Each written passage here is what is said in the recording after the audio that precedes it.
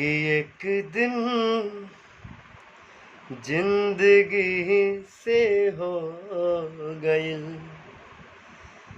मुलाकात फुर्सत में, कि एक दिन जिंदगी से हो गइल मुलाकात फुर्सत में। तो पूछ ली हनी असलियत के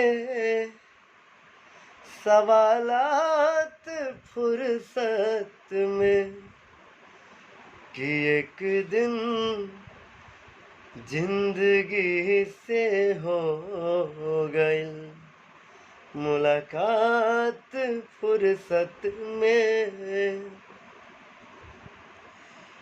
तो पूछ ली हनी इस शोहरत का होई, यही नाम का होई, कि दुनिया से मिलल दौलत ही सब पहचान का होई, कि दुनिया से मिलल ई दौलत ही सब पहचान का होई।